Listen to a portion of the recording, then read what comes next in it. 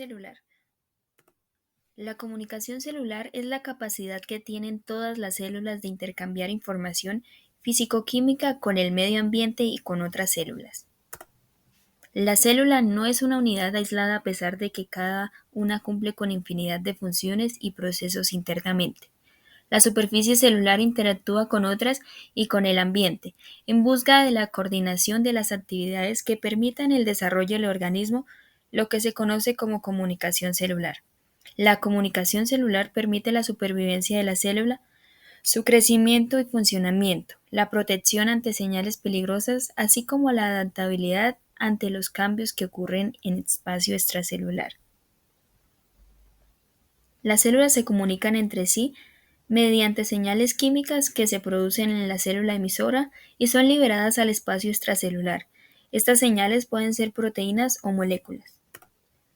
La función principal de la comunicación celular es la de adaptarse a los cambios que existen en el medio que les rodea, lo que se conoce como homeostasis. La homeostasis es el estado de equilibrio entre todos los sistemas del cuerpo necesarios para sobrevivir y funcionar de forma adecuada.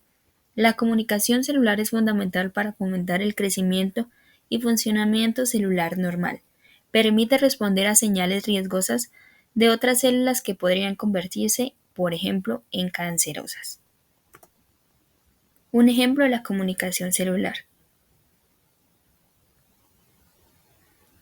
Es un ejemplo en concreto de la comunicación entre distintos órganos humanos. Ante una situación de alarma captada por los sentidos, se envía una señal al cerebro que la integra y pone en marcha varias vías de comunicación hacia los músculos para huir del peligro y hacia las glándulas adrenales. Estas, a su vez, envían órdenes al músculo y al hígado para movilizar las reservas necesarias para que los músculos obtengan energía para la contracción y al corazón para que, acelerando el ritmo, transporte a los músculos más oxígeno, necesario para el metabolismo de los sustratos energéticos. Existen varios tipos de comunicación celular. La comunicación paracrina.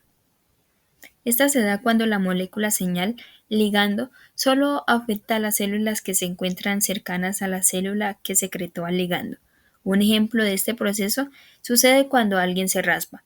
Entonces, las células dañadas liberan histamina, que actúa como señal paracrina, pues difunde a los capilares de las áreas cercanas a la lesión y los hace más permeables a los glóbulos blancos y a los anticuerpos del plasma.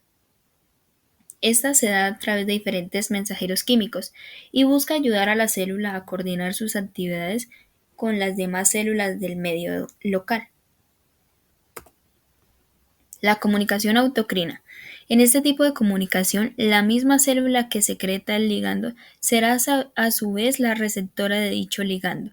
Un ejemplo de este tipo de comunicación lo proporcionan las células del sistema inmune, que secretan sustancias llamadas interleucinas, que pueden actuar sobre la misma célula que la secretó. Esta es la comunicación que establece la célula consigo misma. En ella, la neurona presináptica capta los mismos neurotransmisores, con el fin de evitar secretarlos en exceso o reutilizarlos a su debido tiempo. Esta es la señalización fundamental para el desarrollo. La comunicación por contacto directo entre células, o yuxtacrina. En este caso, la molécula que actúa como ligando puede permanecer unida a la célula emisora durante su interacción con la célula receptora.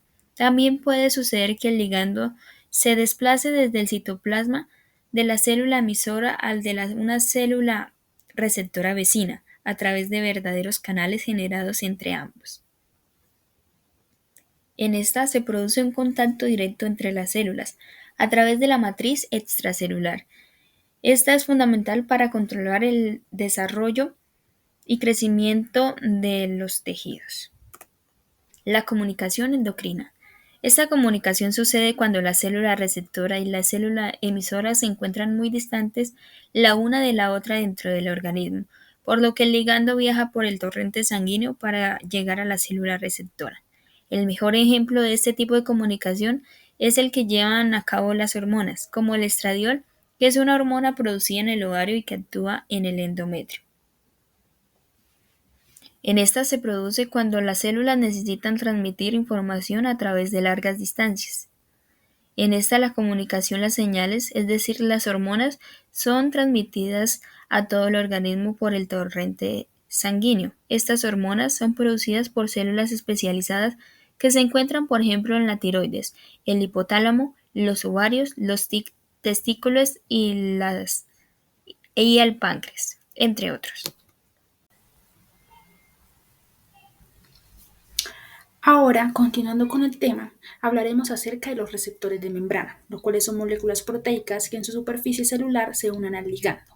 Estos receptores de membrana son muy importantes y están conformados por una proteína integral que es la que atraviesa la membrana y la que se comunica con la parte interior y con la parte exterior. En este proceso participa el ligando, donde éste se une a una proteína integral, tal como lo vemos en la imagen, y a partir de ello sucede lo que sería la transducción de señal.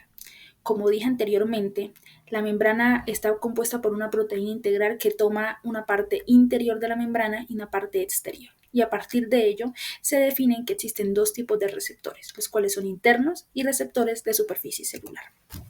Los receptores de superficie celular, también conocidos como receptores transmembrana, son proteínas de superficie celular que se encuentran ancladas a la membrana y se unen a moléculas ligandos externas, las cuales se encuentran en el medio celular.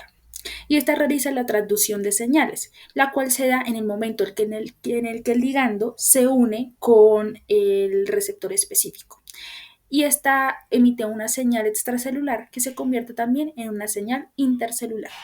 Los receptores de superficie celular son marcadores específicos de células porque son específicos de tipos celulares individuales, de modo que cada ligando responde a un tipo de receptor específico, así como lo vemos en la imagen, que más o menos utiliza un modelo de cerradura llave en el que hay una forma específica para cada ligando de una forma específica.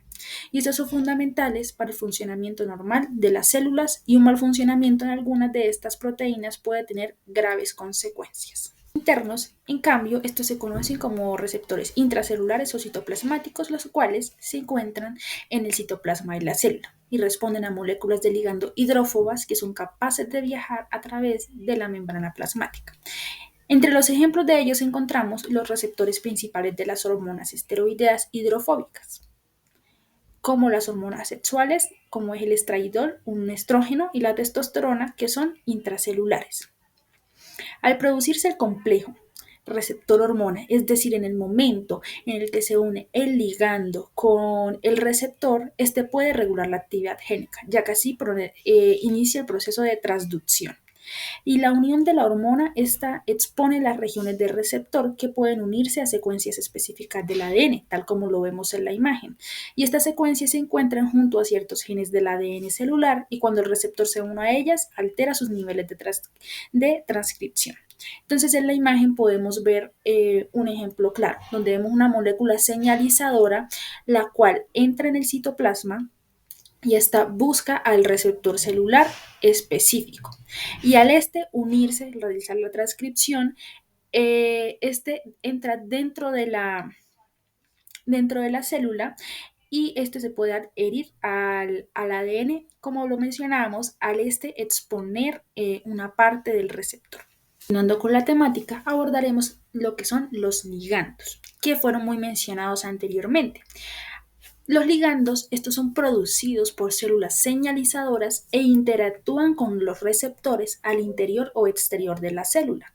Y estos son de muchos tipos diferentes. Como lo mencionábamos anteriormente, el ligando se une al receptor y al unirse estos generan una respuesta y un estímulo. Entonces, estos ligandos son de muchos tipos diferentes. Algunos son proteínas, otros son moléculas hidrofóbicas como los esteroides y otros incluso son moléculas gaseosas pequeñas como el óxido nítrico. Entonces, los ligandos también se pueden dividir en dos grupos, entre los que pueden entrar a la célula y los que no pueden entrar a la célula.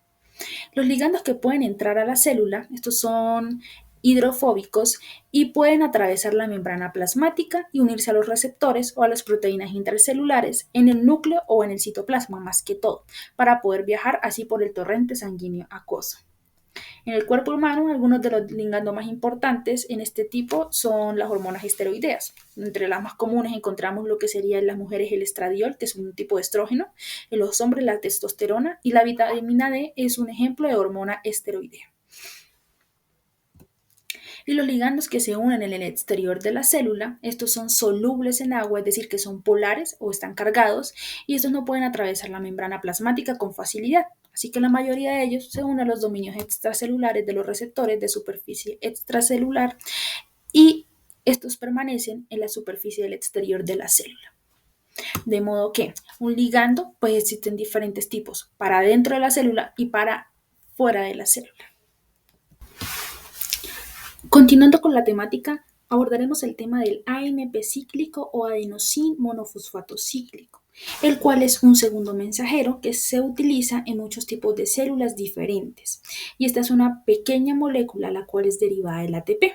Y como vemos acá en la imagen, vemos que esta se obtiene en respuesta a señales. Entonces tenemos el ATP y una enzima llamada adenilato ciclasa convierte el ATP en AMP cíclico al quitarle dos fosfatos y al unir el fosfato restante al azúcar para así formar un anillo, tal como se ve presentado en la imagen.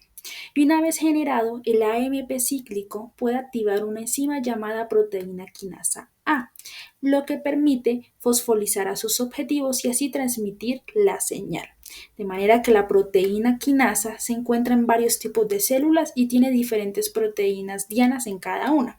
De este modo, el segundo mensajero AMP cíclico puede generar respuestas diferentes en contextos distintos.